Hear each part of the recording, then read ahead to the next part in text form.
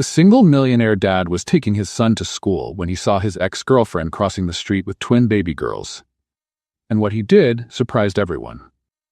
Today, we're going to meet Daniel and Olivia, two paths that went in different directions and reunite in the most unexpected way possible. If you like light, fun, and exciting stories, go ahead and leave your like. Your support really helps the channel continue bringing stories like this one.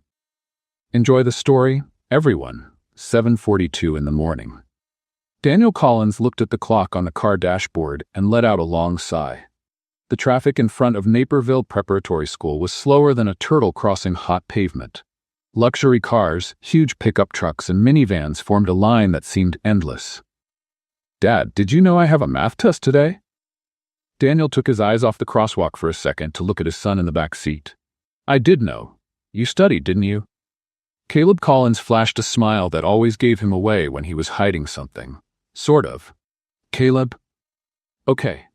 I studied last night, about 15 minutes. 15 minutes? Dad, it's math. Numbers are numbers. They don't change." Daniel shook his head but couldn't hide his smile. Caleb had this annoying ability to turn any argument into something that seemed to make sense, even when it made no sense at all. The car in front moved forward a few yards. Daniel drove a little further and stopped at the crosswalk, which was full of mothers and fathers crossing. And that's when he saw something that made his heart race.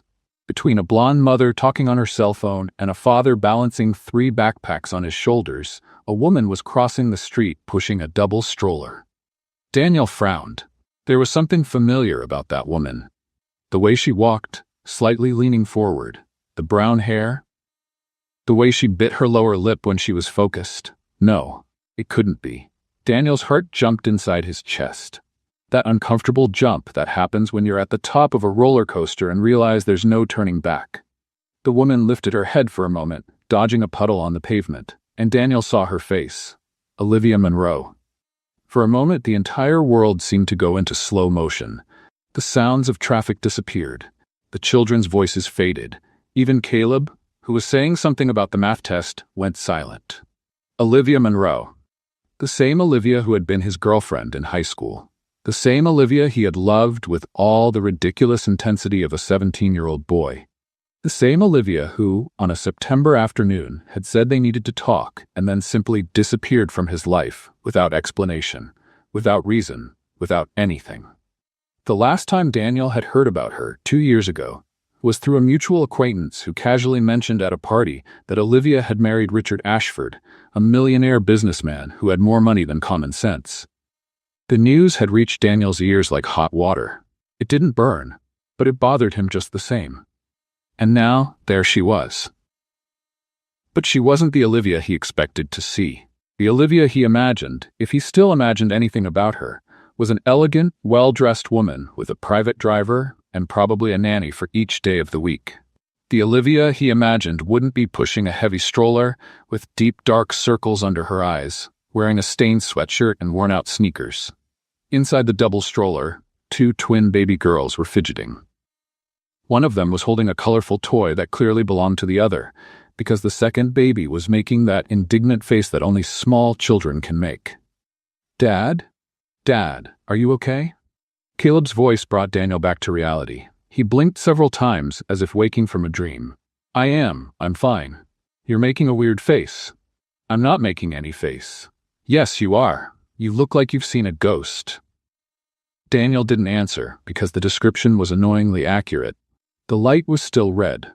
Olivia kept crossing the street, struggling with the stubborn stroller that had one of its wheels crooked, and Daniel remained still, hands on the steering wheel, not knowing exactly what to do.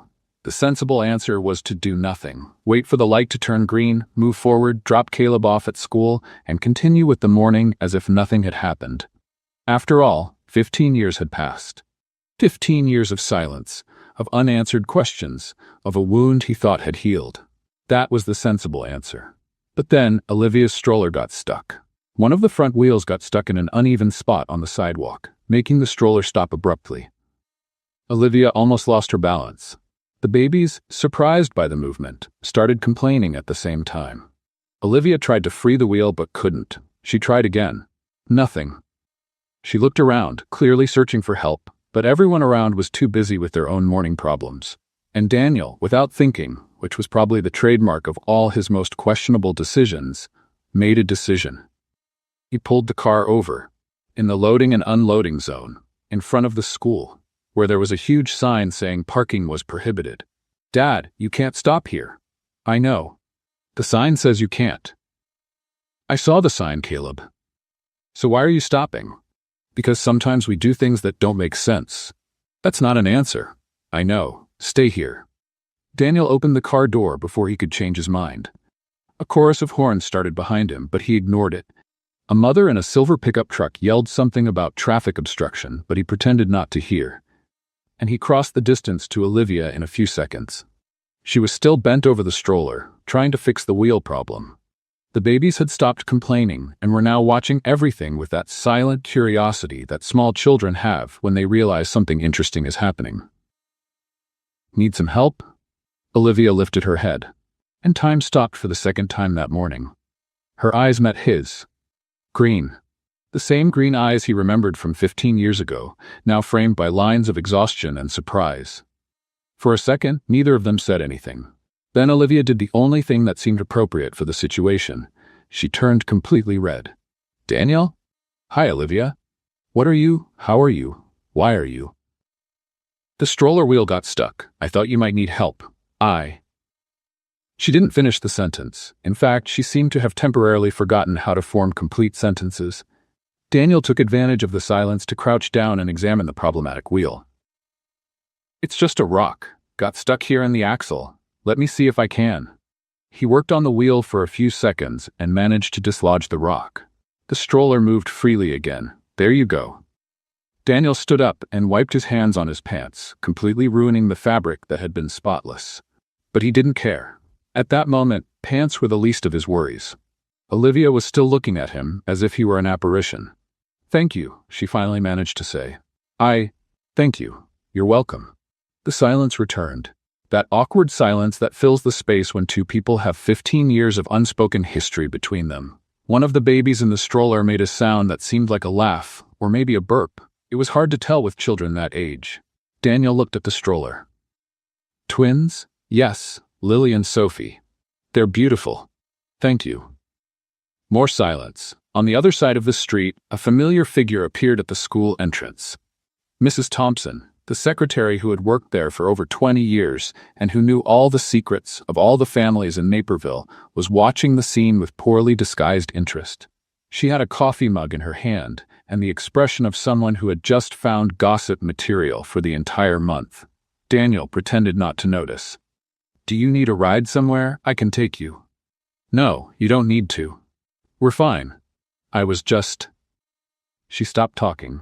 Her eyes shifted to some point behind Daniel. "Dad." Daniel turned around. Caleb had gotten out of the car, completely ignoring the instruction to stay put, and was now approaching with curiosity. "Dad, you're taking too long, and there's a lady in the silver pickup truck who's making weird hand gestures." "Caleb, I told you to stay in the car. And you said you couldn't park there, but you parked anyway, so I figured we were ignoring rules today." Daniel took a deep breath.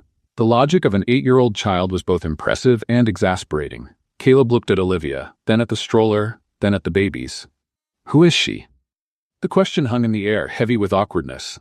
Olivia opened her mouth to answer, but Daniel was faster. "An acquaintance from a long time ago. Like from school? Something like that." Caleb analyzed Olivia with that critical look that children have when they're deciding if someone is trustworthy or not. "Cool. I'm Caleb Collins." Olivia swallowed hard. "Collins?" "Yeah, Caleb Collins, son of Daniel Collins. This is my father." Olivia's face became even paler than before, which Daniel didn't think was possible. Nice to meet you, Caleb."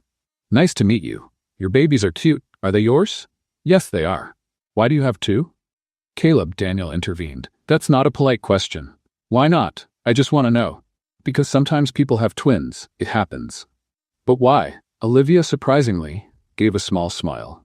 The first smile since this entire conversation had started. "Sometimes life decides that one baby isn't challenge enough," she said, "so it sends two at once." Caleb considered the answer. "Makes sense.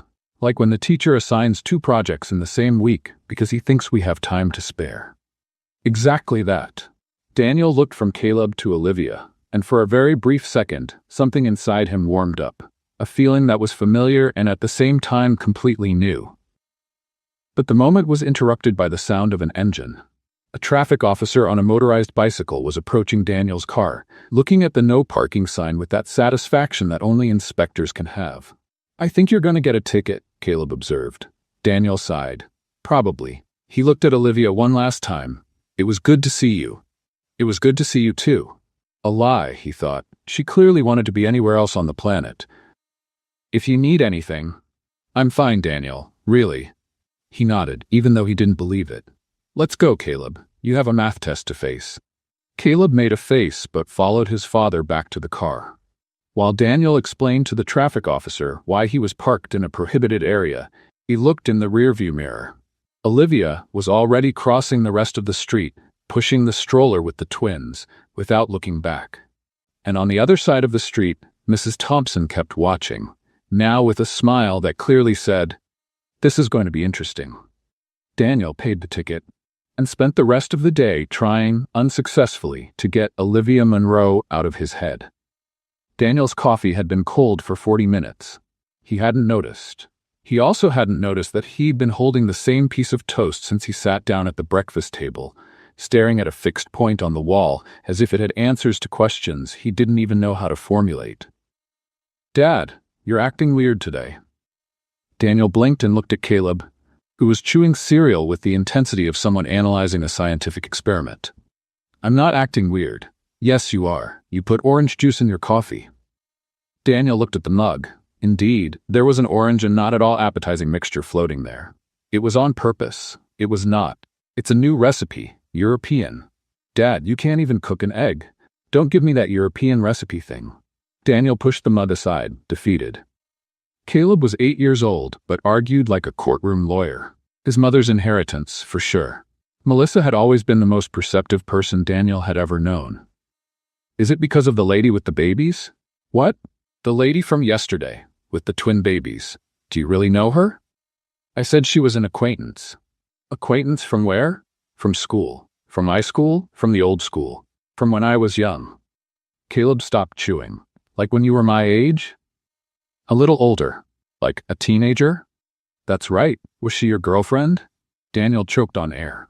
Literally. He had nothing in his mouth and managed to choke anyway.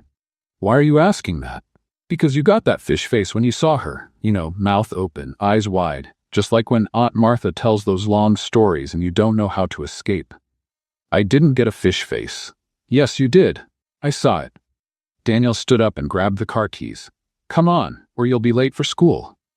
"You didn't answer my question." "What question?" "If she was your girlfriend." "It's none of your business." "So she was." "Caleb." "What? You didn't say no. When an adult doesn't say no, it means yes. I learned that from the Detective Dog cartoon." Daniel took a deep breath, counting to 10 mentally. He got to 3 and gave up. "It was a long time ago. It doesn't matter anymore." "Okay," Caleb shrugged, grabbing his backpack. "But you still have fish face." The traffic in front of the school was even worse than the day before. Daniel kept his eyes fixed on the crosswalk, but this time for completely different reasons. He wasn't looking for Olivia. Definitely not. He was just observing the environment, paying attention to his surroundings, being a conscientious citizen. "Dad, there!" Daniel almost jumped in his seat. "What?" "Where?" "The ice cream. Look, a new ice cream shop opened across the street." "Oh, ice cream, right? Did you think I saw something else?" "No. Seems like you did." "Just get to school, Caleb." Caleb opened the car door but stopped before getting out. "Dad, if you want to talk about the lady with the babies, you can talk to me. I'm good at keeping secrets. You told the whole school when I burned the birthday cake. That was different. It was funny. This seems serious." And before Daniel could respond, Caleb jumped out of the car and ran toward the school entrance, backpack bouncing on his back. Daniel stayed there for a few more seconds, his fingers drumming on the steering wheel. He wasn't looking for Olivia. That's when he saw her. She was on the other side of the street, partially hidden behind a tree, pushing the twins' stroller in the opposite direction from the school, as if she was trying to go unnoticed, as if she was trying to avoid exactly the place where Daniel was. Which, let's face it, was a terrible plan, considering she was wearing the same purple sweatshirt from the day before and the double stroller was the size of a small car. Daniel got out of the car, not to talk to her, of course, just to stretch his legs, get some air, admire the local architecture. "Mr. Collins." The voice made Daniel freeze mid-step. Mrs. Thompson was coming toward him with the speed of a torpedo and the precision of a guided missile. She was carrying a clipboard, 3 folders, and a smile that promised nothing good. "Good thing I found you. I need help carrying some boxes to the auditorium." "Now?" "Right now. They're decorations for the science fair. They weigh a ton." Daniel looked to where Olivia was. She had already noticed his presence and was clearly increasing the stroller's speed. "I really need to." "Oh, wait." Mrs. Thompson waved frantically at someone behind Daniel. Miss with the stroller. Could you help too?" Daniel closed his eyes. No. Sorry, me?" Olivia's voice sounded behind him. "Yes, you. It's just a few boxes. Many hands make light work." Daniel turned around slowly. Olivia was 3 yards away from him, with an expression that mixed horror and resignation. "Hi," he said. "Hide. You know each other?" Mrs. Thompson asked with completely false innocence. What a wonderful coincidence. The silence that followed was so thick you could cut it with a knife. The twins, oblivious to the adult's awkwardness, played quietly in the stroller. One of them was trying to eat her own foot. The other watched with genuine scientific interest. "So," Mrs. Thompson clapped her hands, "the boxes are over there. Shall we?" The next 15 minutes were the longest of Daniel's life. He and Olivia carried boxes in silence, avoiding eye contact as if looking at each other would trigger some kind of natural disaster. Mrs. Thompson chattered nonstop about the science fair, apparently obsessed with a volcano project that promised to be spectacular. "So, Miss Monroe," Mrs. Thompson said casually, "has it been long since you came back to Naperville?"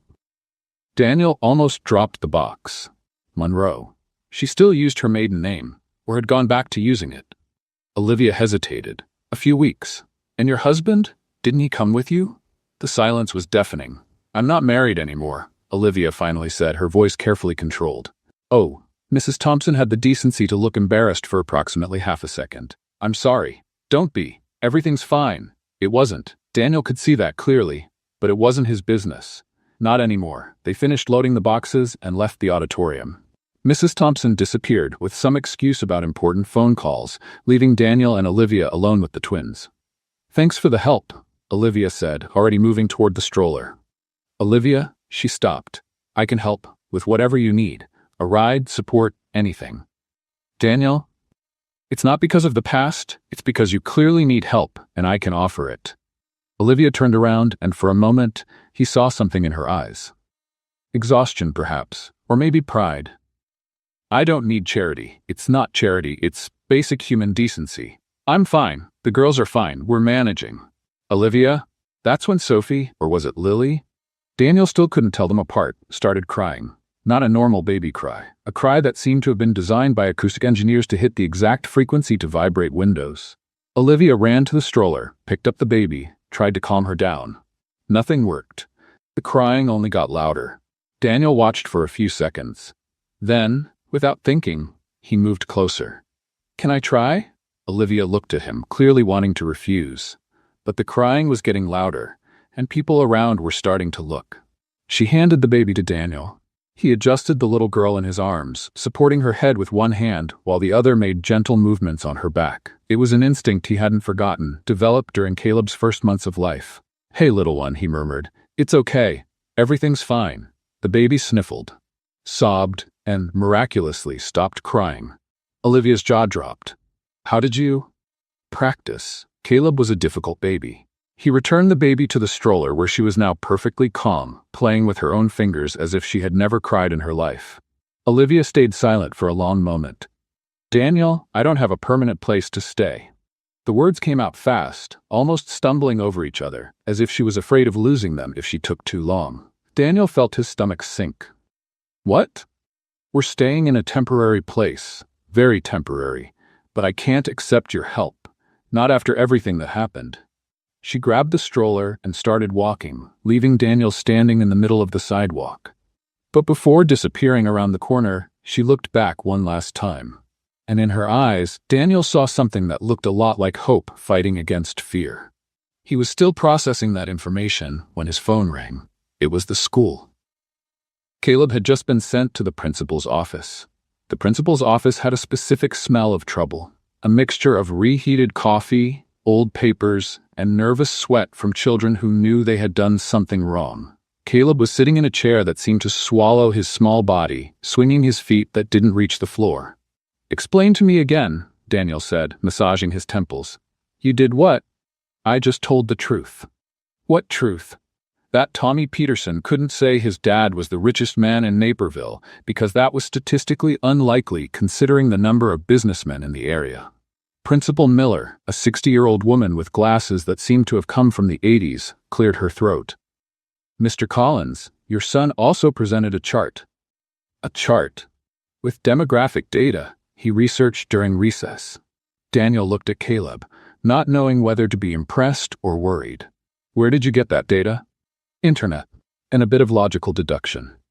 "Caleb, you can't just—" "Dad," he was bragging. "Someone needed to present the facts." Principal Miller sighed. "There was no formal punishment, Mr. Collins. We just thought it was important to inform you, and perhaps guide Caleb about appropriate moments to present statistical analyses." Daniel drove Caleb home in silence, processing the day. First Olivia revealing she had nowhere to stay. Then his son humiliating a classmate with demographic data. It was too much information for a Tuesday. That night, he couldn't sleep. He lay staring at the ceiling, replaying the conversation with Olivia. Temporary place. Very temporary. What did that mean? A hotel? Someone's house? Something worse? 15 years ago, Olivia had disappeared from his life without explanation. Now she was back, clearly needing help and refusing any offer. Her pride had always been strong. That hadn't changed. The next day, Daniel dropped Caleb off at school and decided to get coffee at a nearby cafe. He needed caffeine. He needed to think. He needed anything other than sitting still in traffic staring at crosswalks. Cafe Aurora was a small, cozy place with wooden tables and a cinnamon smell that filled the space. Daniel ordered a double espresso and sat near the window. That's when the door opened and Olivia walked in. The universe clearly had a very peculiar sense of humor. She was pushing the twins' stroller, who were exceptionally quiet, probably exhausted from crying so much at inopportune moments. Olivia went to the counter, ordered something, and only then noticed Daniel sitting there. Her expression was a work of art in 3 acts: surprise, irritation, and resignation. "Are you following me?" she asked. "I got here first." "That doesn't answer my question." "I'm not following you. I just wanted coffee." "At a cafe that's exactly on the route between the school and nowhere?" "It's a free country. I can have coffee wherever I want." Olivia huffed but didn't leave. She looked at the available tables, all occupied, and then at the empty chair in front of Daniel. "I'm not sitting with you." "I didn't offer." "Good." Silence. One of the twins made a sound that seemed like a laugh, or maybe mockery. Hard to tell. "There's an empty chair here." Daniel pointed to his table. "You said you weren't offering." "I changed my mind. That's my prerogative." Olivia rolled her eyes but moved closer. She parked the stroller next to the table and sat down, maintaining the greatest physical distance possible from Daniel, which was impressive considering the tiny size of the table. The attendant brought her order. A simple coffee for herself and a small bowl with pieces of banana and strawberry for the twins. "So," Daniel said, "temporary place." "I don't want to talk about it. You mentioned it yesterday." "It was a moment of weakness. It won't happen again." "Olivia, Daniel, listen." She put her coffee on the table with more force than necessary. "I know you want to help. I know you think you have some obligation because of the past, but you don't. We broke up 15 years ago. You moved on with your life. I moved on with mine. The fact that my current life is a bit complicated isn't your problem." "A bit complicated?" "Okay, very complicated. Happy now?" "Not especially." Lily, or Sophie, Daniel still couldn't tell them apart, reached her little hand toward the fruit bowl. Olivia picked up a piece of banana and gave it to her. "Where are you staying?" he asked. "In a place." "What kind of place?" "A place with a roof and walls. It meets the basic requirements of a place." "Olivia, Daniel." They stared at each other. It was like a Western showdown, but with coffee and babies instead of horses and dust. "It's a motel," she finally said. "Cheap, clean enough, temporary." Daniel felt something tighten in his chest. "A motel? Don't look at me like that." "Like what?" with that pitying face. I don't need your pity. It's not pity, it's concern. It's the same thing in different packaging. The other twin now also wanted fruit. Olivia gave her a piece of strawberry, quickly emptying the bowl. Aren't you going to eat anything? Daniel asked, noticing she only had coffee. I'm not hungry. A lie. He could see it in her eyes. Olivia, let me help. Why? Because of the past? Out of guilt? Out of pity? Because of them. He pointed to the twins, who now had their little faces smeared with fruit and looked extremely satisfied with themselves. They have nothing to do with what happened between us. They're just two babies who need stability. Let me help because of them. Olivia stayed silent for a long moment. What are you proposing? Anything. A ride. Help with practical things. A better place to stay until you get organized. I'm not moving into your house. I didn't offer my house. So what did you offer? Help. Generic. No specific definition. You choose what to accept. Olivia narrowed her eyes. You're very insistent. You're very stubborn. That's not a flaw. It's also not a quality when it keeps you from accepting help. Lily? Definitely Lily. Daniel was starting to notice the difference, grabbed a piece of banana that had fallen on the stroller tray and threw it. The piece flew in a perfect arc and hit a man at the next table, right on his suit shoulder. The man looked at the stroller, then at Olivia with a disapproving expression. Sorry, Olivia said quickly. She's still learning to not throw food at strangers. The man huffed and went back to his newspaper, wiping his suit with a napkin. Sophie, not wanting to be outdone by her sister, grabbed her last piece of strawberry and also threw it. It hit the same man, on the head. Daniel had to bite his lip to keep from laughing. They have impressive aim, he commented. They have an impressive ability to embarrass me in public. That's talent. Don't worry about it. Olivia finally gave a small smile, the first real smile since this whole conversation had started. Okay, she said. One favor. Minimal. Temporary. What is it? I need a ride tomorrow for a job interview. I don't have a car and public transportation with the stroller is a nightmare. Done. Just that. Nothing more. Just that. And you won't try to convince me to accept anything else. I won't. Promise? I promise. She looked at him with suspicion, clearly not believing him. At that moment, Daniel's phone rang. He looked at the screen and frowned. I need to answer this. He stood up and went to a corner of the cafe. The call lasted 3 minutes. When he came back, Olivia immediately noticed that something had changed. What happened? Problem at work. I need to go to New York today. New York? Emergency meeting. Investors. Olivia looked at him, then at the clock on the wall, then at the twins. When are you coming back? Tomorrow night?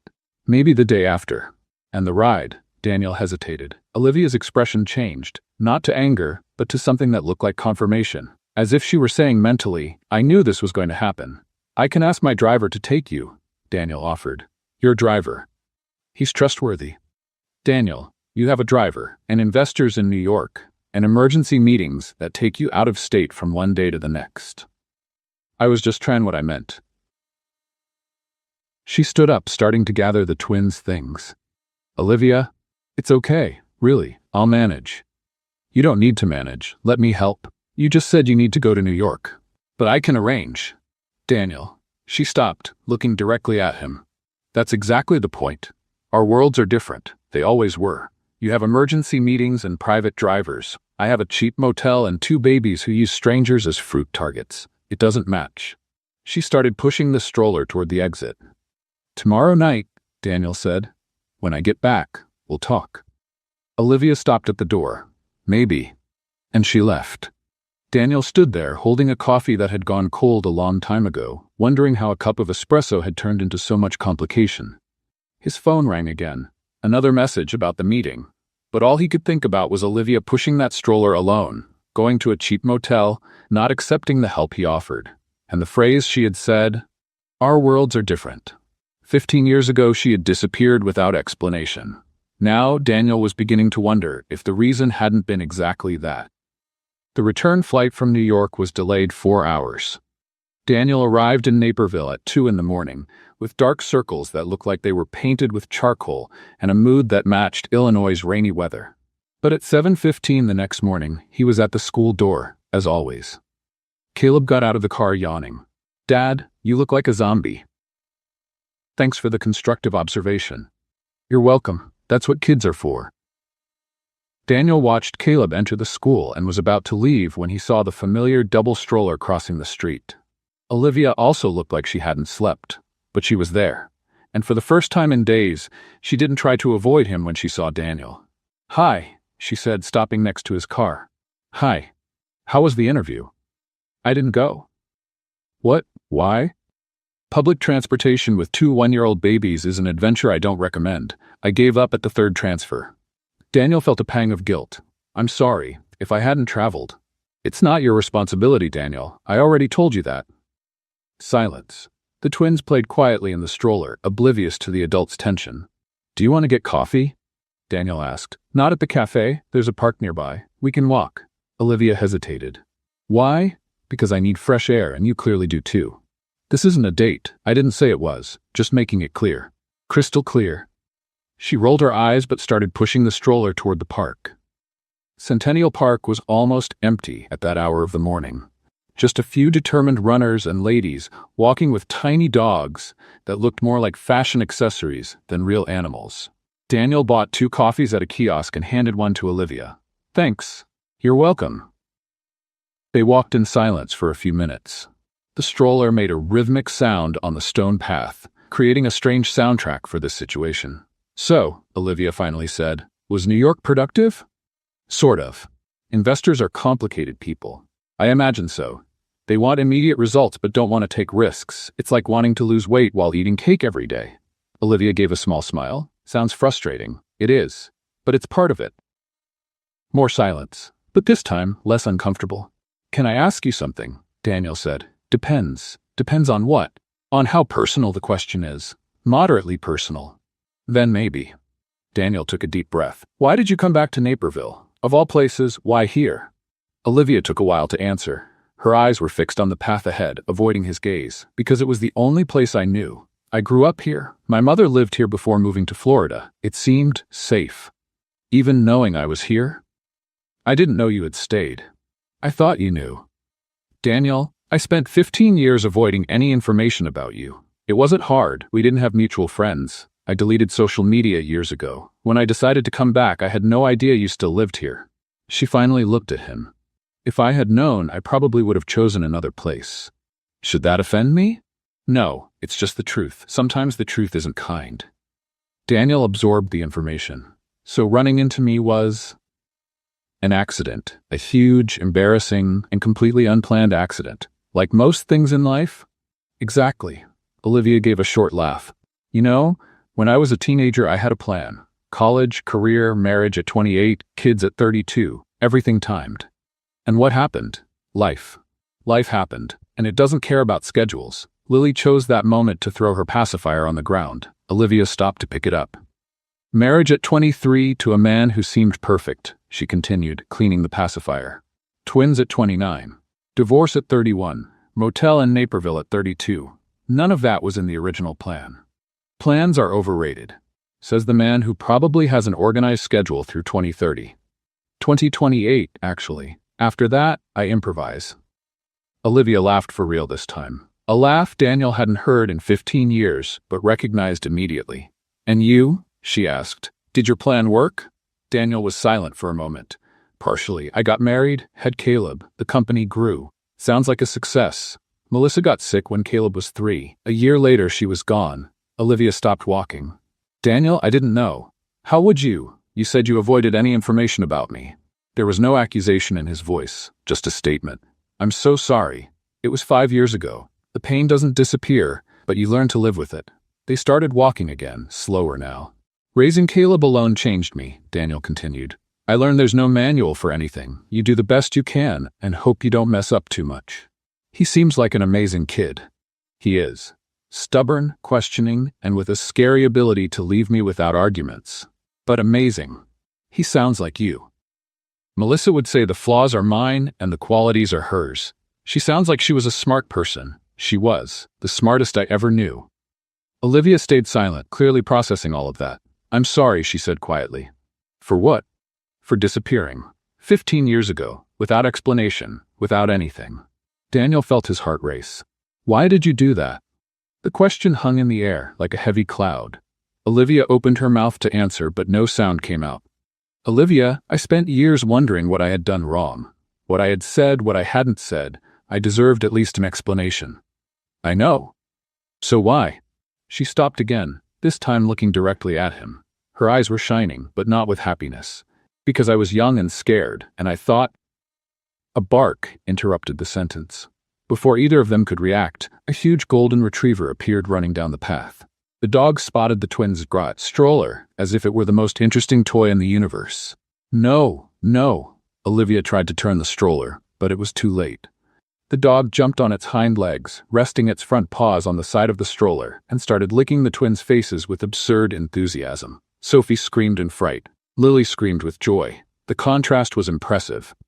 Beethoven, come back here. A white-haired lady was running after the dog, completely out of breath. Daniel tried to push the dog away, who clearly thought this was a wonderful game. Sir, he's friendly, the lady gasped. He's huge, Daniel replied, finally managing to create distance between the animal and the stroller. They're the same thing to him. Lily stretched her little hands toward the dog, clearly wanting more. Sophie kept crying, her face covered in dog drool. Olivia tried to clean her daughter while holding the stroller, while the lady attached the leash to Beethoven, who wagged his tail as if he had just done the best thing of his life. Sorry, dear, the lady said. He escapes whenever he sees children. Loves children. Doesn't know he weighs 90 pounds. It's okay, Olivia said, clearly not thinking it was okay. The lady left dragging Beethoven, who looked back with the face of someone who didn't understand why the fun had ended. Daniel looked at Olivia. Olivia looked at Daniel. Sophie was still crying. Lily was still stretching her hands toward where the dog had gone. And, out of nowhere, Olivia started laughing. Not a small laugh, a full belly laugh, the kind that makes your stomach hurt. This, she said between laughs, perfectly sums up my life. Every time something important is about to happen, a giant dog appears and licks everyone. Daniel also started laughing. Metaphorically or literally? Both, apparently. They stood there, laughing in the middle of the park while Sophie gradually calmed down, and Lily complained about not being able to play with the dog anymore. When the laughter subsided, Daniel looked at Olivia.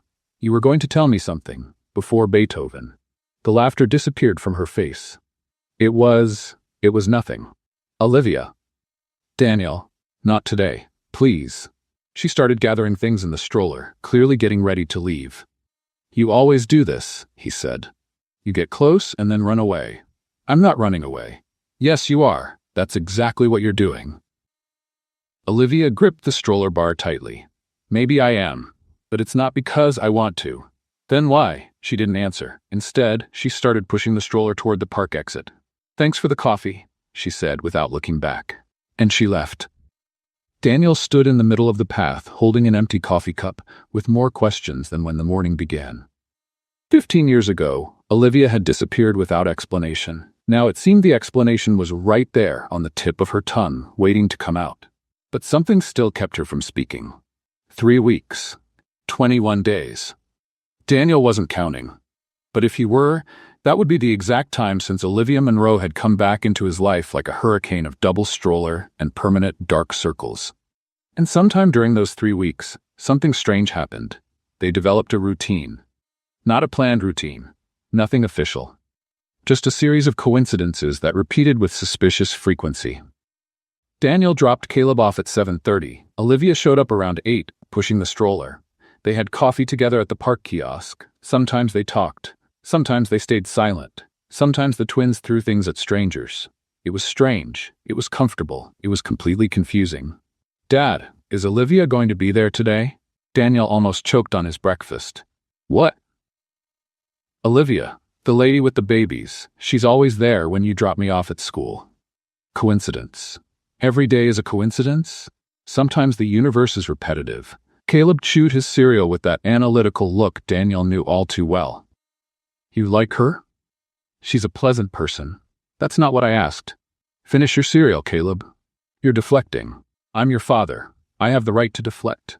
Caleb shrugged, but the smile on his face said the conversation wasn't over. Just postponed. At school, Mrs. Thompson was already at her usual post, coffee mug in hand, and the expression of someone cataloging every movement of every parent. Mr. Collins, she greeted. Beautiful morning, isn't it? Certainly. Miss Monroe hasn't arrived yet, but I'm sure she'll arrive soon, like every day, at the same time, in the same place." Her tone was casual. The implication was not. "Coincidence," Daniel said. "Of course, Naperville is a small town, full of coincidences." Before Daniel could respond, the double stroller appeared at the corner. Olivia was pushing with the determination of someone crossing a minefield.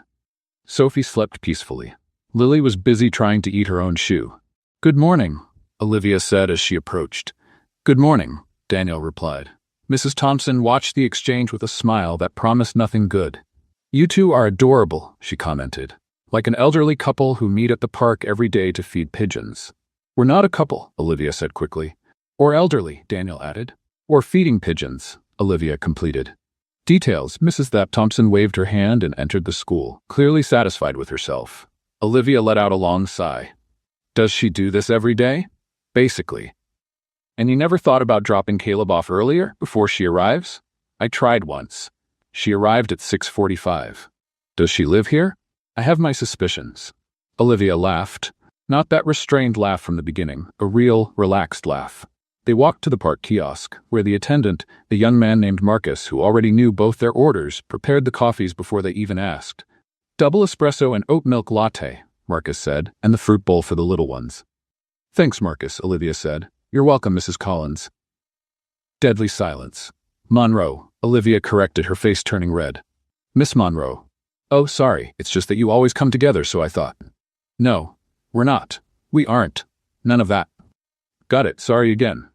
Marcus moved away quickly, clearly regretting having said anything. Daniel was making a heroic effort not to laugh. "Don't say anything," Olivia warned. "I wasn't going to say anything." "You're smiling. It's an involuntary reflex. I have no control. You have total control over your face. Not when you turn red like that." Olivia picked up the coffee and took a long sip, clearly trying to hide her face behind the cup. They sat on a bench while the twins ate fruit. Sophie had woken up and was now fighting over a piece of banana with her sister, each one pulling to one side. "Do they always do this?" Daniel asked. "Always. It's their favorite sport, food fighting. Who usually wins? Neither of them. The banana always ends up on the ground." As if listening, the banana slipped from the twins' hands and fell exactly between them. Both looked down, then at each other, and started crying simultaneously. "And there it is," Olivia sighed. Daniel, without thinking, picked up 2 new pieces from the bowl and handed one to each baby. The crying stopped instantly. "You're good at this," Olivia observed. "Practice." Caleb was worse. Once he cried for 40 minutes because the cookie broke in the wrong shape. What was the right shape? To this day I don't know, but the wrong one definitely made him cry. Olivia smiled, shaking her head. They stayed silent for a moment, watching the children. It was a comfortable silence, the kind that happens between people who don't need to fill every second with words. Daniel looked at Olivia sideways. The morning sun illuminated her face, softening the lines of exhaustion. She seemed more relaxed than in the first few weeks, more herself. And it was at that moment that Daniel realized something he should have realized much earlier. He still felt something for her. Not the same teenage passion from 15 years ago, something different, more mature, more complicated, more real, and completely inconvenient. "Daniel?" He blinked, coming back to reality. "What? You were staring at nothing for about 30 seconds. "I was thinking." "About what?" "Things." "What kind of things?" "General things. Nothing important." Olivia narrowed her eyes, clearly not believing him. "You're a terrible liar." "I'm a great liar. You just know me too well." The words came out before Daniel could stop them, and the weight of them hung in the air, changing the atmosphere. Olivia looked away. "Daniel, we can't."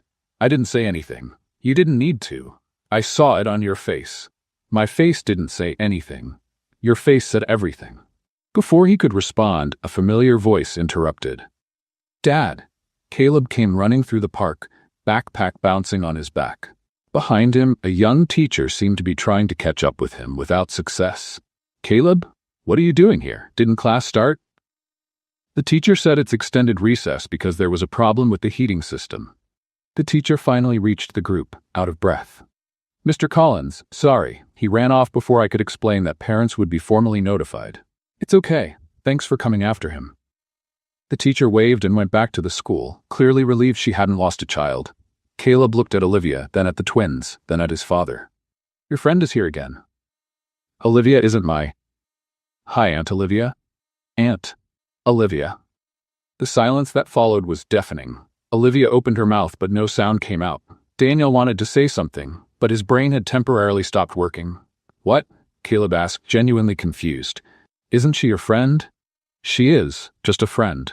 Then why is everyone making that weird face? We're not making a weird face. Yes, you are. You look like fish again. Olivia finally found her voice. Caleb, you can call me Olivia, just Olivia. But Dad said I have to call adults sir and ma'am or uncle and aunt. It's more polite. In this case, just Olivia is polite enough. Caleb considered the information. Okay, just Olivia. He looked at the twins. Can I play with the babies? They're too small to play the way you play, Olivia explained. I can play slowly. I know how to do that. You do? Yes, look.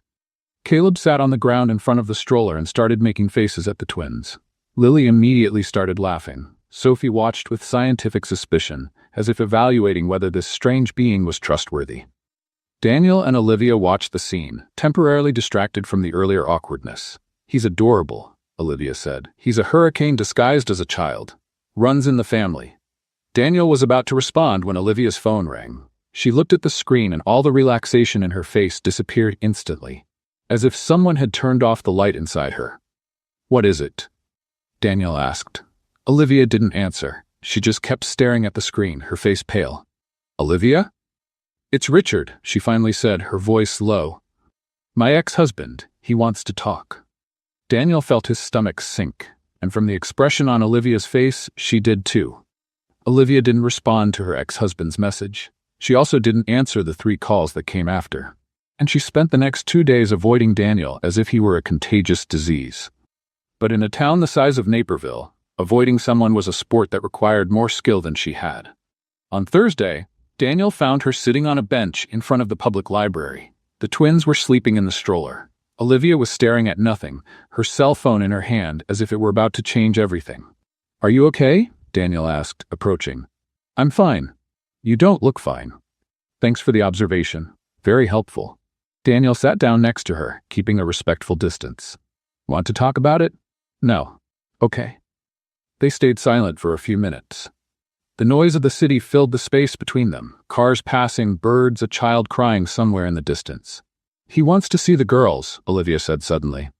Daniel didn't respond. He just waited. After months without any news, months without sending a penny of child support, now he wants to see the girls. And you? Me what? Do you want him to see them? Olivia let out a bitter laugh. What I want doesn't matter. He's their father. Legally, he has rights. Rights he ignored for months. The legal system doesn't care about emotional nuances. Before Daniel could respond, a black car stopped on the other side of the street. Not just any car, an imported sedan, the kind that cost the equivalent of a year's rent. Olivia went rigid. No, she murmured. The car door opened and a man got out. Tall, dark hair, perfectly styled, a suit that looked custom-made. He looked around until he spotted Olivia and started crossing the street. Is that him? Daniel asked quietly. Richard. The name came out as if it tasted bad. Richard Ashford approached with the confidence of someone who had never heard the word no in his entire life. He looked at Daniel, then at Olivia, and finally at the stroller where the twins were sleeping.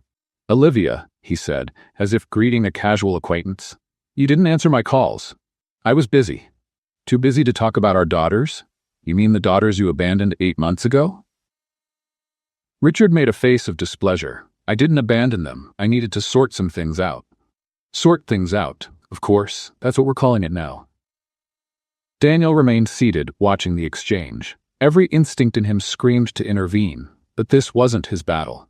Richard finally seemed to notice that Daniel existed. And you are? Daniel Collins.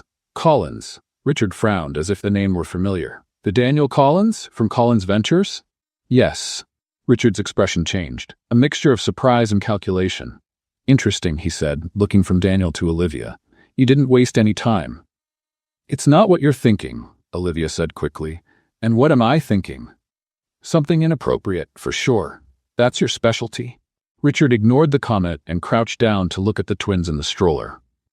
They've grown. Babies do that. It's a characteristic of the species. You don't need to be sarcastic. I don't need to, but it helps me not scream. Sophie chose that moment to wake up. She looked at Richard's face, a stranger she clearly didn't recognize, and did the only thing that made sense. She started crying. Lily, awakened by her sister's noise, also started crying. Whether from solidarity or protest was impossible to say. Richard backed away from the stroller as if the babies were radioactive. Do they always do this? Only with strangers, Olivia replied, picking Sophie up.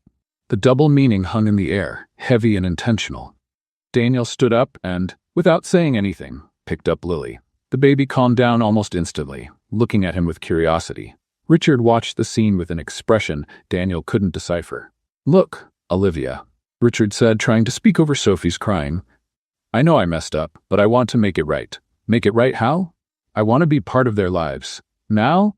After 8 months? Better late than never. That's literally the worst comfort phrase that exists. Sophie finally calmed down, but kept looking at Richard with suspicion. For a 1-year-old baby, she had impressive instincts. I have rights, Olivia, Richard said, his tone changing. My lawyers. Your lawyers what? Are going to sue a single mother who's trying to survive while you drove your imported car without sending a penny of child support?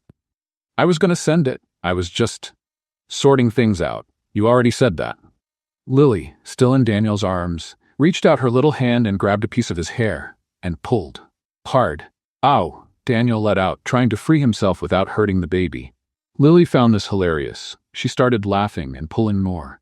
She likes you, Olivia observed, a ghost of a smile appearing on her face. She's trying to make me bald. Even so, Richard watched the interaction with growing discomfort. Olivia, can we talk in private? No. Why? Because I have nothing to say to you that can't be said here. You're being difficult. I'm being honest. You show up after months, without warning, wanting to see the girls as if nothing happened. It doesn't work like that. So how does it work? You really want to know? Olivia put Sophie back in the stroller with more force than necessary. This is how it works. You left me 7 months pregnant. You said you needed space. You disappeared and I had the girls alone, in a hospital, with no one holding my hand. Her voice was rising. I raised them alone for 8 months, changed diapers alone, spent sleepless nights alone, moved to a cheap motel because I had nowhere to go. And now you show up with your nice suit and your imported car wanting rights? Richard opened his mouth to respond, but Olivia wasn't finished. You want rights, Richard? Then prove you deserve them. Not with lawyers, with presence, with support, with responsibility. The silence that followed was absolute. Richard looked at Olivia, then at Daniel, then at the twins. I'll be in touch through my lawyer, he finally said, to formalize a visitation agreement. Do whatever you want. You always do. Richard hesitated for a moment, as if he wanted to say something else. Then he turned and went back to the car. The engine started, the car drove away, and Olivia collapsed. Not literally, but Daniel saw the exact moment when all the strength she was holding simply evaporated. Her shoulders fell, her eyes filled with tears, her hands started shaking. Olivia, I'm fine. You're not. I need to be. I have no choice. Lily was still in Daniel's arms. He gently placed her in the stroller next to her sister and turned to Olivia. You don't have to do this alone. I've always done it alone. That doesn't mean you have to keep doing it. Olivia closed her eyes, taking a deep breath. Daniel, you're a good person, I know that, but I can't get attached to you. Why? Because everyone I get attached to leaves, and I can't take one more person leaving. The words hung in the air, heavy and painful. I'm not going anywhere, Daniel said. You can't promise that. Yes, I can. You can't. No one can. She opened her eyes, looking directly at him. I need distance, Daniel. At least for now. She grabbed the stroller and started walking. Daniel stood still, not knowing whether to follow or let her go. But before turning the corner, Olivia stopped and looked back. Thank you, she said, for being here today. And she left. Daniel stood there for a long time, processing everything that had happened. Olivia had asked for distance, but something in her eyes said that distance was the last thing she really wanted. 5 days without seeing Olivia. 120 hours of silence. And Daniel was starting to act like a rejected teenager, which was pathetic considering he was 34 years old and had a company to run. You're sighing again. Daniel looked across the restaurant table, where his best friend, Marcus Chen, was watching him with a mixture of amusement and concern. I wasn't sighing. You've sighed 3 times in the last 5 minutes. I counted.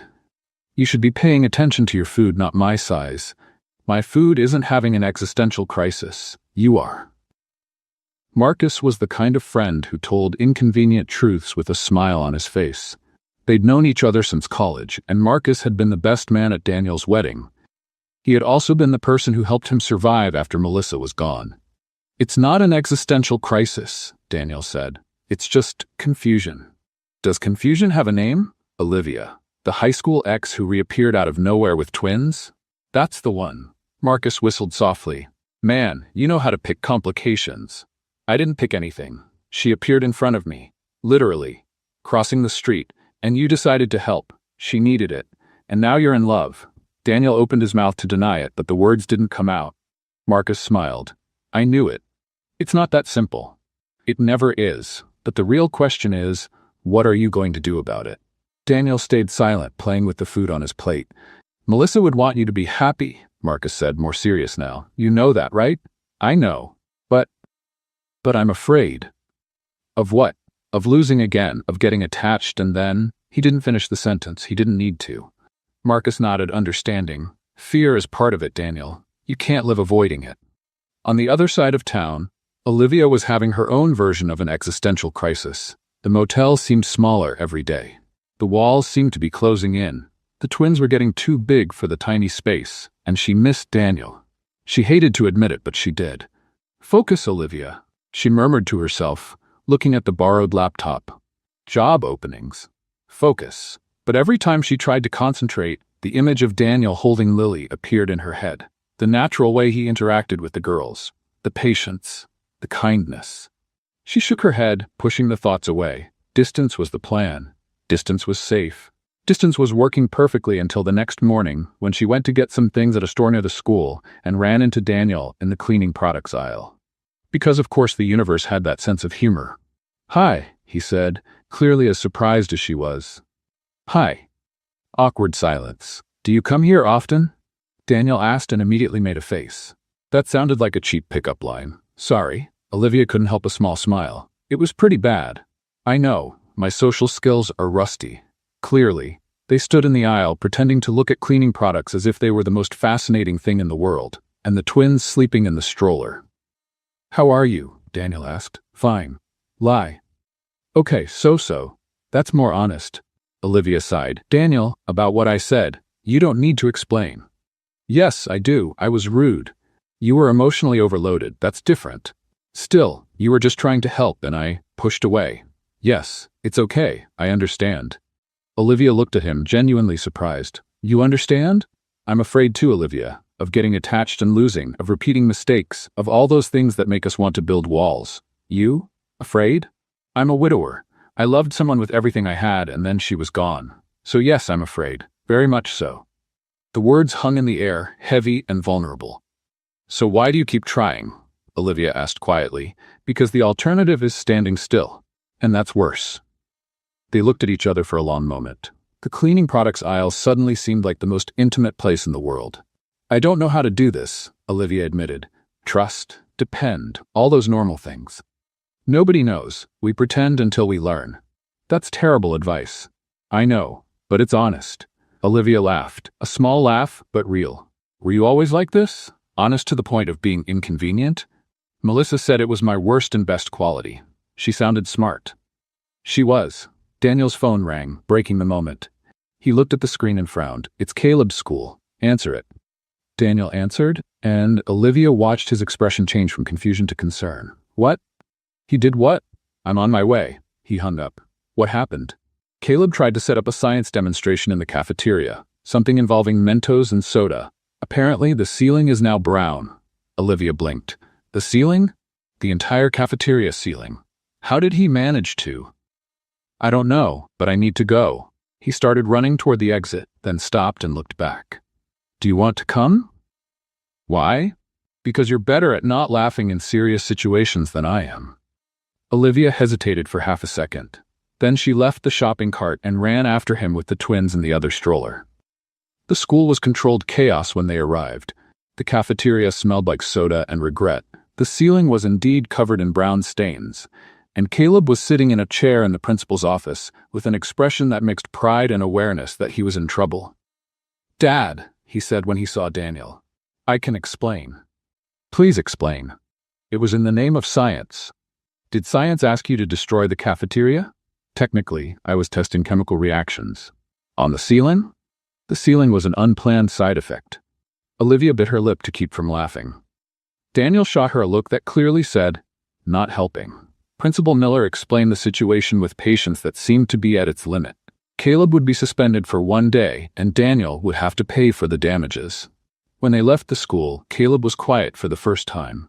"I really am sorry, Dad." "I know, but actions have consequences." "I know." Olivia watched the interaction in silence. It was strange how she felt part of it, even though she had no right to. "Olivia," Caleb said suddenly, "sorry for ruining your day." "You didn't ruin my day. But you came running because of me. That's what friends do." The word hung in the air. Friends. Was that what they were? Later, while Daniel was taking Caleb home, Olivia received a message. A job opening. In Chicago. Full-time, full benefits, decent salary. The opportunity she had been waiting for. But Chicago was an hour away from Naperville, and for the first time, leaving didn't seem so simple anymore. The job offer glowed on her phone screen like a promise and a threat at the same time. Chicago. Administrative assistant at an accounting firm. Decent salary, benefits, stability, everything Olivia needed. Everything that would take her away from Naperville. She told Daniel the next day while they were having coffee at the park. The words came out fast, almost stumbling over each other, as if speaking slowly would make everything more real. "Chicago," Daniel repeated, his coffee cup frozen in the air. "It's only an hour away. An hour is far. An hour is an hour. It's not another country." Daniel was silent for a moment. Olivia watched his face, looking for some reaction. Anger, perhaps, or disappointment. But what she saw was something worse. Understanding. "You need stability," he finally said. "If this job offers that, you should take it." "You think so?" "I do. Even if it means." Even so. The twins played in the stroller, oblivious to the adults' conversation. Sophie was trying to put her foot in her mouth. Lily watched with scientific fascination. "I have a few things to sort out before making the decision," Olivia said. "Documents, paperwork, bureaucratic things." "Need help?" "You don't have to." "I know I don't have to. I'm offering." Olivia hesitated. Accepting help was still difficult, but refusing was getting even harder. "Okay." The day started at the municipal registry office. Olivia needed to update some of the twins' documents, and Daniel offered a ride because public transportation with a double stroller was, in her words, an exercise in medieval torture. "You exaggerate," Daniel said as he parked. "You've never tried to get on a crowded bus with 2 babies and a stroller that has a mind of its own." "I can't say I have."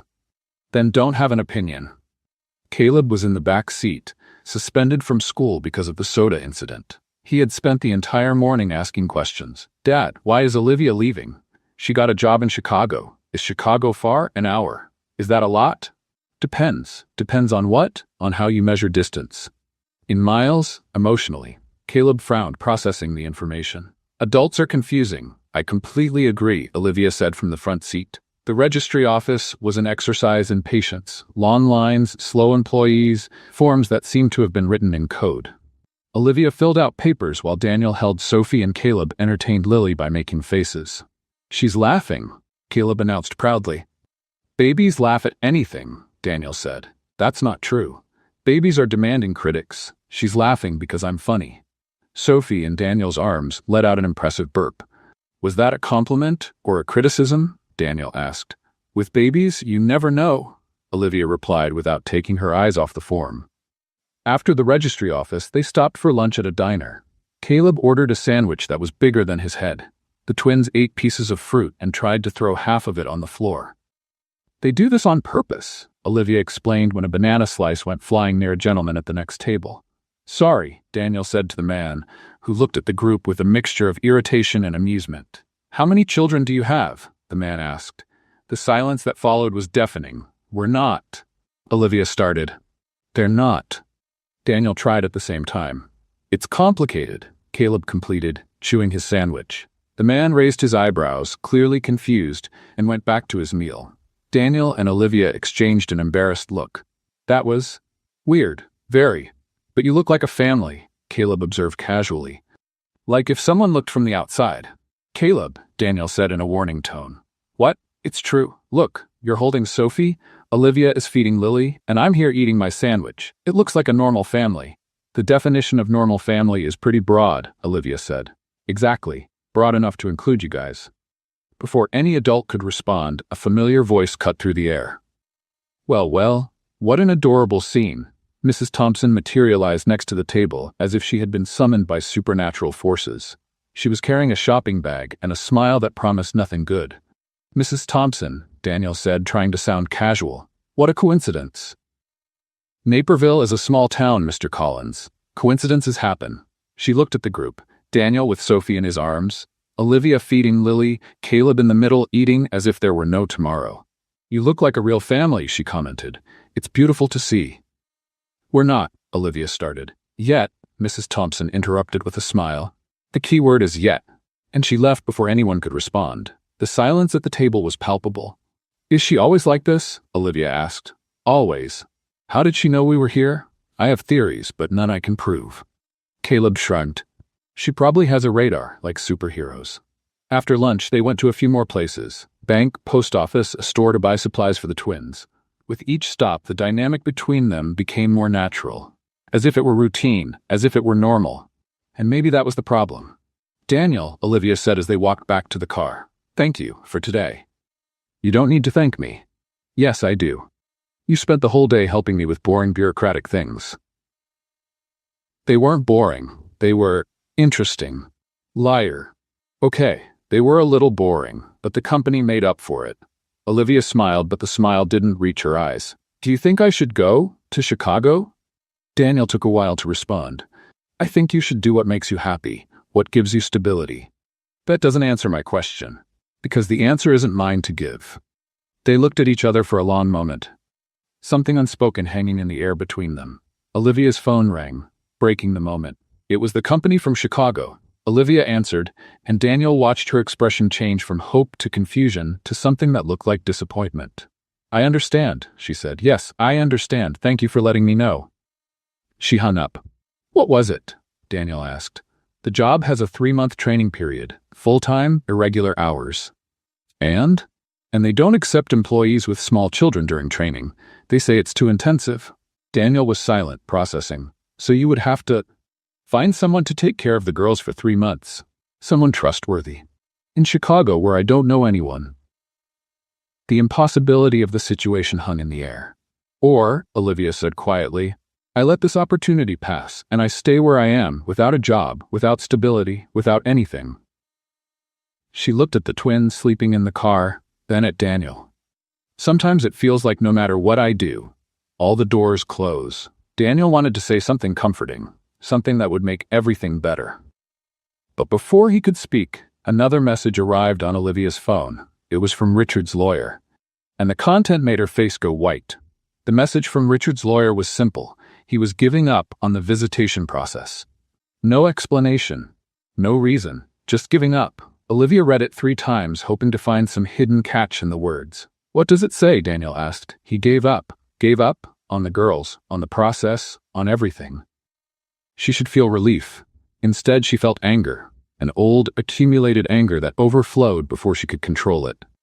He just gives up, as if they were a project he lost interest in. Who does that? People who don't deserve to be parents. I chose him, Daniel. I looked at this man and thought, yes, this is the future. You couldn't have known. I should have known. I always choose wrong. Daniel stayed silent. Olivia leaned against the car, looking at the twins sleeping in the back seat. That's why I left you, she said suddenly. Daniel blinked. What? 15 years ago, you asked why I disappeared. That's why. For choosing wrong? For being afraid of choosing right. She finally looked at him, her eyes shining with something that looked like regret. You were too much, Daniel. Smart, kind, with a bright future ahead. And I was an ordinary girl from an ordinary family, with nothing special. That's not true. That's how I saw myself. And the more you treated me well, the more certain I was that you would realize you deserved someone better. Daniel felt his chest tighten. So you left before I could leave? Pathetic, isn't it? No, it's sad. Olivia gave a bitter laugh. Thanks for the compliment. It wasn't a compliment. It was an observation. They stayed silent for a moment. The afternoon sun cast long shadows across the parking lot. I never would have left you, Daniel said, if you had stayed. You can't know that. Yes, I can, because I spent 15 years wondering why. 15 years thinking I had done something wrong, that I was the problem. You were never the problem. I know that now. It would have been useful to know before. Olivia lowered her eyes. I'm sorry. I know. Do you forgive me? Daniel considered the question. I forgive you for leaving, but I'm still processing the fact that I could have avoided 15 years of confusion with a simple conversation. Conversations weren't my strong suit at 17. Clearly. Olivia almost smiled. You're being sarcastic. A little. It's my defense mechanism. I thought your defense mechanism was seeming too understanding. I have several, depends on the situation. This time she really smiled. I missed you, she admitted. All these years, even trying not to think about you. Me too. Even after getting married? Melissa knew. She knew me too well not to notice there was someone in my past who still took up space. And she didn't mind? She said the past is part of who we are, that ignoring it doesn't make it disappear. She sounds like she was a wise woman. She was. Olivia looked at him for a long moment. Daniel, even with all this, love doesn't solve everything. I know. I'm still a mess. Still don't have a job or a house or stability. I know that too. And you still want to. Be near you? Yes, even with the mess. Why? Because life is a mess anyway. At least with you, it's an interesting mess. Olivia shook her head. You're impossible. Thank you. Lily woke up at that moment, making that protest sound babies make when the world isn't exactly how they want it. She wants attention, Olivia said. She's your daughter. Makes sense. What does that mean? That you also like attention. You just pretend you don't. I don't like attention. You literally threw a banana at a stranger to see his reaction. That was Lily. The apple doesn't fall far from the tree. You're comparing my 1-year-old daughter to an apple? It's an expression. It's a strange expression. Daniel laughed. A real laugh, the kind that makes eyes sparkle. I missed this, he said. What? Arguing about nonsense with you. The following days were strange. Good, but strange. Daniel and Olivia saw each other more frequently. The barriers were falling, slowly but steadily. Caleb already treated the twins like sisters. Mrs. Thompson made increasingly obvious comments. Until the night of the event arrived. It was a charity party organized by Daniel's company. He needed to go. It was part of the job. Olivia wasn't invited, not officially. But she saw the photos. The next day, while scrolling through her phone, an image appeared on a local news site. Daniel Collins at charity event, next to a blonde, elegant woman, smiling at the camera. The caption said, Businessman Daniel Collins and his companion at the gala night. Companion. Olivia felt her stomach sink. Of course. He would have someone from his world. Someone who wore gala dresses and knew how to behave at elegant parties. Not a single mother from a motel with 2 babies and 0 prospects. When Daniel called later, she didn't answer. When he sent a message, she responded with monosyllables. The next morning, when he showed up at school, she avoided him. Olivia, wait, he called. She didn't stop. What's going on? Nothing. That's clearly not nothing. Daniel, you don't owe me explanations. We're not anything officially. What are you talking about? Your companion, at the party. Daniel was confused for a second. Then it clicked. You saw the photo. Everyone saw the photo. Olivia, that was my cousin Emily. Silence. Your cousin. She lives in Boston. She was visiting and I needed someone to go with me. Your cousin. That's what I said. Olivia felt her face heat up. Oh, yes. Oh, I may have jumped to conclusions. May have. Okay, I definitely jumped to conclusions. Daniel crossed his arms, but there was a smile trying to escape. You were jealous. I wasn't jealous. Yes, you were. It was just concern. Concern is another word for jealous. It's not. Yes, it is. Olivia huffed. You're unbearable. But you like me anyway. She opened her mouth to deny it, but the words didn't come out. Because he was right, and for the first time, she didn't want to run from that truth. The confession of jealousy hung in the air between them, like smoke that refuses to dissipate. Olivia was still red. Daniel was still smiling, and the twins watched everything as if watching an entertainment show made especially for them. So, Daniel said, you like me. I didn't say that. You didn't deny it. Not denying isn't the same as confirming. In practical terms, it's pretty similar. Olivia crossed her arms, trying to look irritated. It wasn't working. You're unbearable. You already said that. It deserves to be repeated. Daniel took a step closer, not invasive but intentional. Olivia, what are you going to do about Chicago? The question undid the light moment. Reality came back like a bucket of cold water. I don't know. When's the deadline to respond? Tomorrow. And you still haven't decided? I've been weighing the pros and cons. And what are they? Olivia sighed. Pros, stable job, decent salary, chance to start over. Cons.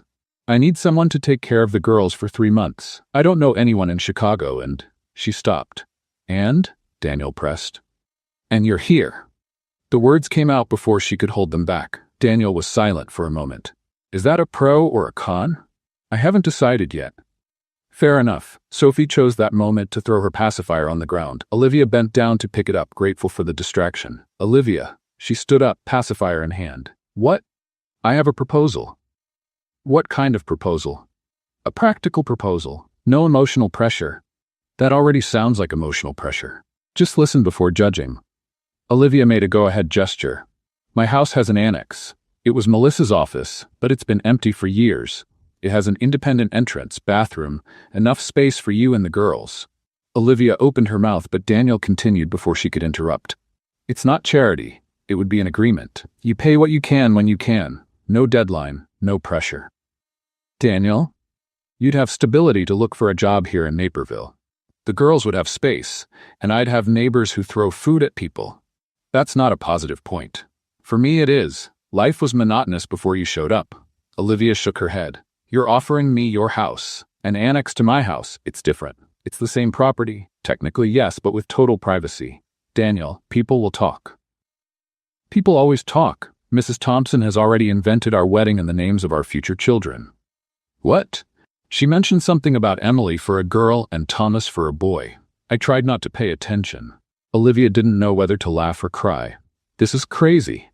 Most of the best decisions are. That's not true. Maybe not. But it sounds inspiring. Lily made a sound that seemed like laughter or agreement. Hard to tell. You're using my daughters to convince me, Olivia accused. They clearly have good taste. They're 1 year old. Their taste is literally putting everything in their mouth, including my finger last week. It hurt quite a bit. Olivia finally laughed, a laugh of surrender. Why are you doing this? Doing what? Being so persistent after everything. Daniel considered the question seriously. Because 15 years ago I let you leave without fighting. I spent 15 years wondering what if. I don't want to spend another 15 with the same question. The words hung between them, heavy and honest. I don't want to hurt you, Olivia said quietly. I have a history of ruining things. Everyone does. My history is particularly impressive. Then will be 2 disasters trying not to collide. Sounds interesting. Sounds risky. That too. But what's the alternative? You go to Chicago, spend 3 months without the girls, working in a place where you don't know anyone, trying to prove you can do everything alone. When you put it like that, or you stay here, close to someone who cares about you, with space to breathe and figure out the next step. And what do you get out of this? Noisy neighbors and a stubborn woman who argues with me about everything. That doesn't sound like an advantage. Depends on perspective. Olivia looked at the twins. Sophie had fallen asleep. Lily played with her own feet, completely unconcerned with the adult decisions happening around her. If I accept, Olivia said slowly, it doesn't mean we're together. I know. It means I'm accepting help. Temporarily. Understood. And you can't keep making that lovesick face every time you see me. I don't make a lovesick face. Yes, you do. Even Caleb commented. What did he say? That you look like a dog waiting for a treat when I'm around. Daniel made a face. That's offensive. It's accurate. Dogs are noble animals. It wasn't a compliment, Daniel. I'm going to consider it a compliment anyway. Olivia shook her head but was smiling. You're impossible. You already said that too. Because it keeps being true. They stayed silent for a moment, but it wasn't a tense silence anymore. It was something softer, more comfortable. So? Daniel asked. What's the answer? Olivia took a deep breath. Chicago meant starting over, forced independence, and 3 months away from her daughters. Naperville meant uncertainty, dangerous proximity, and a man who looked at her as if she were the answer to questions he didn't even know he had. I need to see the annex first, she finally said, before deciding anything. Fair. And if it's horrible, I won't accept. Also fair. And you can't decorate before I see it. I want to see how it really is. You think I would decorate to impress you? Would you? Daniel hesitated. Maybe a few flower vases. I knew it, he smiled. She smiled back, and for the first time in a long time, the future didn't seem so scary. Tomorrow, Daniel offered. To see the annex? Tomorrow. Olivia grabbed the stroller and started to walk away. But after a few steps, she stopped and looked back. Daniel? Yes? Thank you for not giving up, he nodded. Always. She left, and Daniel stood there, feeling something he hadn't felt in a long time. Hope. The annex wasn't horrible. In fact, it was annoyingly perfect. Olivia stood at the entrance, looking at the space Daniel had promised not to decorate, and clearly had decorated anyway. You said you weren't going to touch anything. I said I wasn't going to put flower vases. And the new curtains? Curtains aren't flowers. And the rug? The rug is a safety issue. The girls are crawling. And the bed with new sheets? Basic hygiene. Olivia crossed her arms. You're impossible. You already said that, several times. Because it keeps being true. The twins had already escaped from the stroller and were crawling around the space as if they were explorers discovering a new continent. Lily found the rug and immediately tried to put it in her mouth. Sophie clapped for nothing in particular. They liked it, Daniel observed. They like anything they find interesting. Still, Olivia sighed. It was a sigh of surrender. Okay, I accept. Daniel's smile was worth every second of resistance she tried to maintain. 3 months later, life had a different rhythm. Olivia got a job at an accounting firm in Naperville, not in Chicago. The selection process was long, the interviews were tense, but she got it. Full-time, benefits, and most importantly, hours that allowed her to be present for the girls. The annex had become home. The twins were walking now, or rather, running uncontrollably across any available flat surface. Daniel's house had become an obstacle course designed to stop 2 children determined to explore every forbidden corner. Lily, don't put that in your mouth, Olivia said for the 100th time that day. What is that? Daniel asked, approaching. I'd rather not know. Fair enough. Caleb had taken on the role of big brother with impressive seriousness.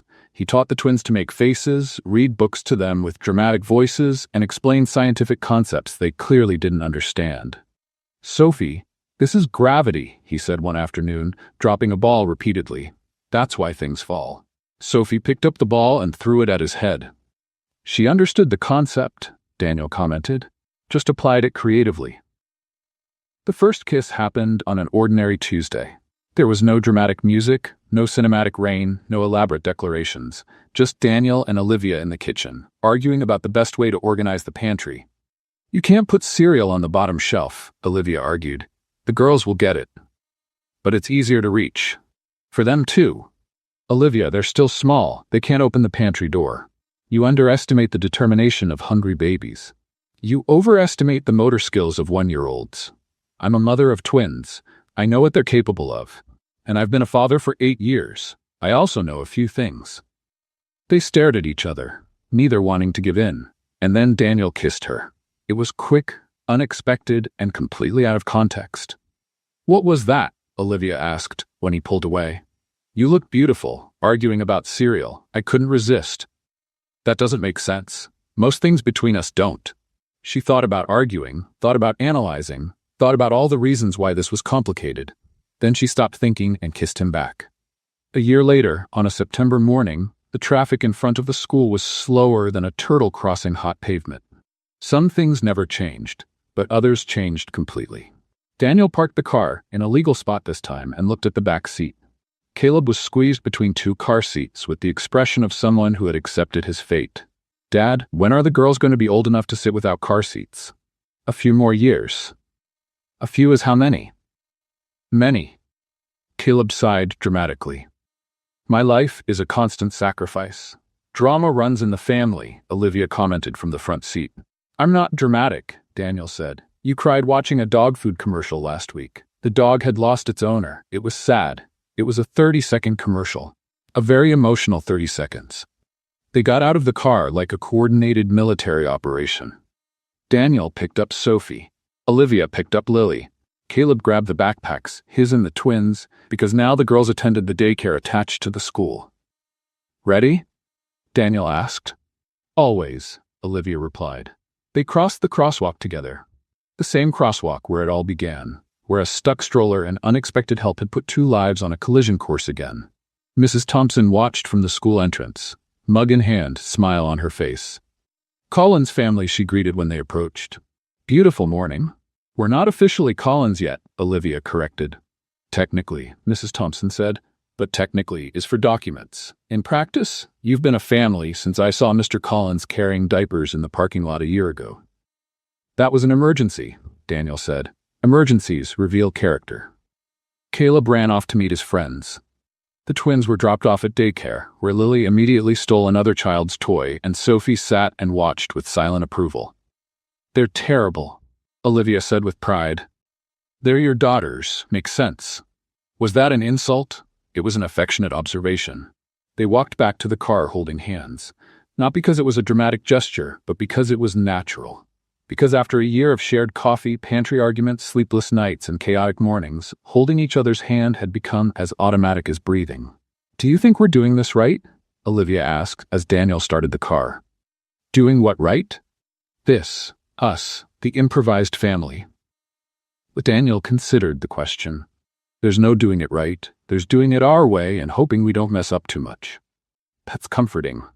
I know, it's my talent. Olivia laughed. The car left the parking lot and entered Naperville traffic, which continued to be slow as always. The past hadn't been erased. The scars still existed, the fears still appeared sometimes, and not everything was perfect. But perfect was overrated. What they had was real. Built little by little, with patience, humor, and an absurd amount of diapers. Daniel? Yes? Thank you. For what? For parking illegally that day. Daniel smiled. Best ticket I ever paid. And as they drove through the city that had brought their paths together, Olivia finally understood one thing. She hadn't chosen wrong this time. She had chosen to come home. That was the story of Daniel and Olivia, marked by difficult choices, unexpected reunions, and second chances. If you believe that unexpected encounters can change everything, comment the word reunion down below. I really want to know your opinion. Do you think Olivia should accept Daniel's help or follow her own path? Leave your comment, subscribe to the channel, and until the next story.